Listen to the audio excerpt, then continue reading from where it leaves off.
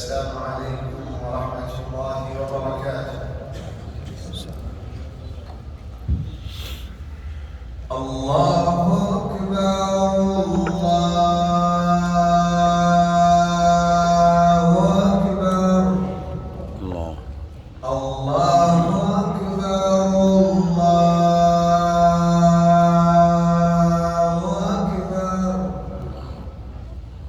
أشهد أن لا إله إلا الله. أشهد أن لا إله إلا الله. أشهد أن محمدًا رسول الله. أشهد أن محمدًا رسول الله.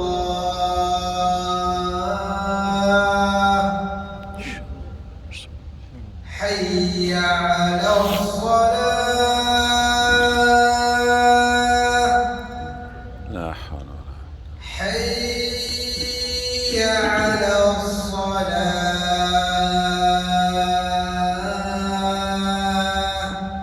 لا حول. حي على الفلاح. لا حول. حي على الفلاح.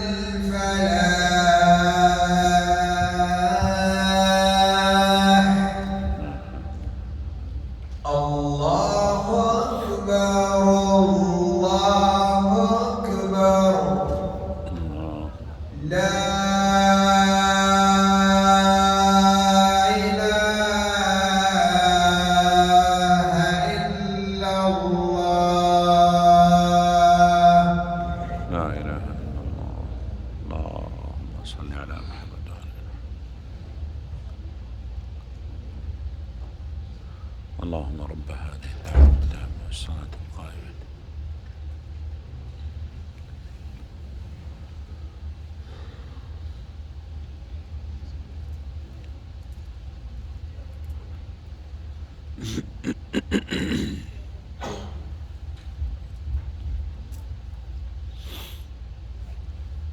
اللهم اصلح من شأننا كله. لا إله إلا الله. الحمد لله القائل في كتابه الكريم: لقد كفر الذين قالوا إن الله ثالث ثلاثة وما من إله إلا إله واحد وإن لم ينتهوا عما يقولون ليمسن الذين كفروا منهم عذاب أليم. وأشهد أن لا إله إلا الله وحده لا شريك له، وأشهد أن محمدًا عبده ورسوله وصفيه وخليله، صلى الله عليه وعلى آله وصحبه وسلم تسليمًا كثيرًا إلى يوم الدين. أما بعد، فاتقوا الله عباد الله، اتقوا الله جل وعلا حق تقاته، ولا تموتن إلا وأنتم مسلمون. واعلموا رحمني الله وإياكم أن من أعظم الافتراء على الله الادعاء بأن له ولدا، فقد قال جل وعلا مبينا عظم جرم هذه الفرية: وقالوا اتخذ الرحمن ولدا لقد جئتم شيئا إدا، أي شيئا عظيما ومنكرا كبيرا من القول وزورا. لقد جئتم شيئا إدا تكاد السماوات يتفطرن منه وتنشق الأرض وتخر الجبال هدا أن دعوا للرحمن ولدا، أي يكاد يكون ذلك عند سماعهن هذه المقالة من فجرة بني آدم إعظاما للرب وإجلالا، لأنهن مخلوقات ومؤسسات على توحيده جل وعلا، وأنه لا إله إلا هو، وأنه لا شريك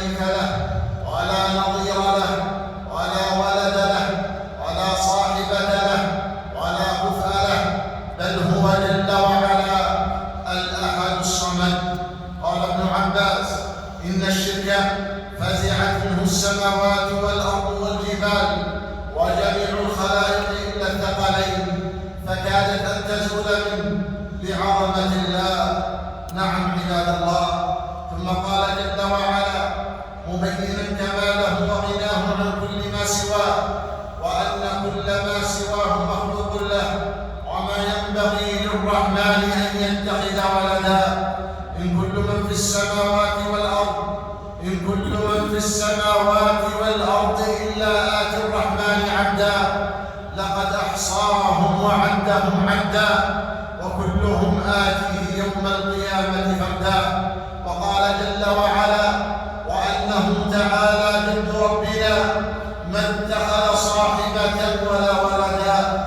فكل من زعم أن لله جل وعلا ولدا فهو كافر بالله ومشرك به، كاليهود الذين زعموا أن عزير ابن الله، والنصارى الذين زعموا أن عيسى ابن الله، ومشرك العرب الذين زعموا أن الملائكة بنات الله، وقد كذبهم الله جل في علاه، كذبهم جميعا ونزه نفسه عما نسبوه إليه، فقال جل ذكره وقالت اليهود عزير ابن الله، وقالت النصارى المسيح ابن الله، ذلك قولهم بأفواههم يضاهئون قول الذين كفروا من قبل قاتلهم الله أنى يؤفكون. وقال جل ذكره ويجعلون لله البنات سبحانه ولهم ما يشتهون. وقال جل ذكره قل هو الله أحد الله الصمد، أي هو جل وعلا المقصود في جميع الحوائج، لم يلد ولم يولد ولم يكن له كفوا أحد.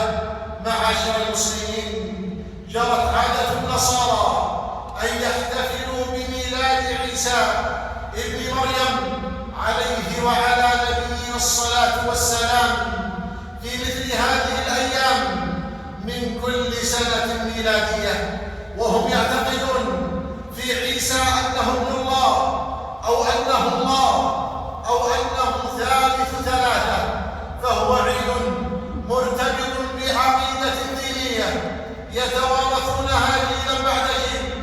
فكيف يطيب لمسلم يشهد أن لا إله إلا الله وحده لا شريك له وأن محمدا عبده ورسوله، كيف يطيب لمسلم يؤمن بالله جل وعلا وملائكته وكتبه ورسله واليوم الآخر وبالقدر خيره وشره، كيف يطيب لمسلم يؤمن بالله جل وعلا ربا وبالإسلام دينا وبمحمد صلى الله عليه وسلم نبيا رسولا، ويعتقد أنه ليس لله ولد، ويعتقد أن من اعتقد ذلك فقد كفر. كيف تطيب نفسه أن يشاركهم في عيدهم مهنئا لهم به أو مهديا لهم فيه أو مجيبا دعوتهم إليه؟ إنه عباد الله لمنكر عظيم عند من يتأمل ويتدبر. معاشر المسلمين، لقد نص السلف الصالح على حرمة مشاركة المسلم في أعياد المشركين الدينية. قال عبد الله بن عمرو رضي الله عنه وعن أبيه وعن الصحابة أجمعين: من بنى في بلاد الأعاجم وصنع نيروزهم ومهرجانهم أي عيدهم وتشبه بهم حتى يموت حشر معهم يوم القيامة. وقال عمر بن الخطاب رضي الله عنه: لا تعلموا لطالة الأعاجم ولا تدخلوا على المشركين في كنائسهم يوم عيدهم فإن السخطة تنزل عليهم. قال ابن القيم رحمه الله: وأما التهنئة بشعائر الكفر المختصة به فحرام بالاتفاق، مثل أن يهنئهم بأعيادهم وصومهم فيقول عيد مبارك عليك أو تهنأ بهذا العيد ونحوه، فهذا عباد الله. ولا زال الكلام لابن القيم رحمه الله إن سلم قائله من وهو من المحرمات، وهو بمنزلة أن تهنئه بسجوده للصليب، بل ذلك أعظم إثما عند الله وأشد مقتا من التهنئة بشرب الخمر وقتل النفس وارتكاب الفرج الحرام ونحوه. وكثير ممن لا قدر للدين عنده يقع في ذلك ولا يدري قبح ما فعل.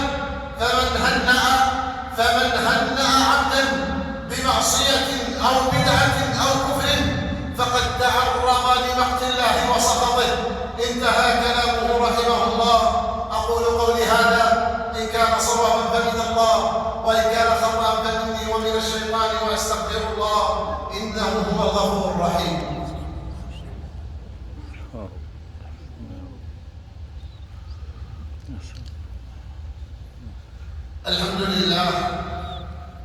الحمد لله الذي لم يتخذ صاحبة ولا ولدا، وأشهد أن لا إله إلا الله وحده لا شريك له، شهادة من لا يشرك به أحدا، ومن لا يعتقد له صاحبة ولا ولدا. وأشهد أن محمدًا عبده ورسوله وصفيه وخليله، صلى الله عليه وعلى آله وصحبه وسلم تسليما كثيرا إلى يوم الدين. أما بعد، فاتقوا الله عباد الله، اتقوا الله معاشر المسلمين، واعتزوا بدينكم، وحافظوا على عقيدتكم، واكتفوا بما شرع الله لكم من الأعياد، وتجنبوا وجنبوا أولادكم المشاركة في هذه الأعياد، واستحذروا قبحها وشناعتها الذي دل عليه قوله عليه الصلاة والسلام. قال صلى الله عليه وسلم: قال الله عز وجل: كذب ابن آدم ولم يكن ينبغي له أن يكذبني، وشتمني ابن آدم ولم يكن ينبغي له أن يشتمني. أما تكذيبه إياي فقوله: إني لا أعيده كما بدأته، وليس آخر الخلق بأعز علي من أوله.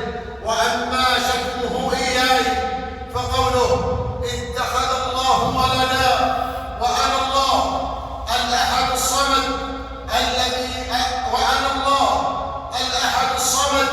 لم ألد ولم أولد ولم يكن لي كفوا أحد. رواه البخاري والنسائي واللفظ له.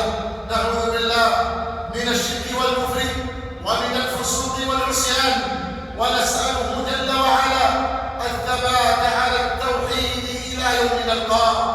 اللهم أعز الإسلام والمسلمين، اللهم أعز الإسلام والمسلمين، اللهم أعز الإسلام والمسلمين، وأذل الشرك والمشركين، وانصر عبادك الموحدين. اللهم وفق إمامنا خادم الحرمين الشريفين بتوفيقه، وأيده بتأييده، وارزقه اللهم البطانة الصالحة الناصحة، ووفق اللهم ولي عهده، اللهم وفق ولي عهده بتوفيقه، وأيده بتأييده، وارزقه اللهم البطانة الصالحة الناصحة. اللهم وفقهما وسددهما في أقوالهما وأعمالهما. اللهم اصلح أحوال المسلمين في كل مكان. اللهم آتنا في الدنيا حسنة وفي الآخرة حسنة وقنا عذاب النار. اللهم اغفر لوالدينا، اللهم اغفر لوالدينا، اللهم اغفر لوالدينا. اللهم ارحم موتانا وموتى المسلمين ممن مات على الإسلام يا رب العالمين. اللهم اشف مرضانا ومرضى المسلمين. اللهم اصلح أزواجنا وذريتنا يا رب العالمين. اللهم اربط على قلوب جنودنا البواسل، جنود التوحيد والسنة، الذين يذبون عن هذه البلاد المباركة، بلاد التوحيد والسنة، المملكة العربية السعودية. اللهم ثبتهم يا ربنا، واربط على قلوبهم، وسدد رميهم، وانصرهم نصرا عزيزا مؤزرا عاجلا غير آجل. اللهم تقبل موتاهم في الشهداء، واشف مرضاهم يا رب العالمين. واخر دعوانا الحمد لله رب العالمين، وصلى الله وسلم وبارك على نبينا محمد وعلى آله وصحبه وسلم تسليما كثيرا إلى يوم الدين.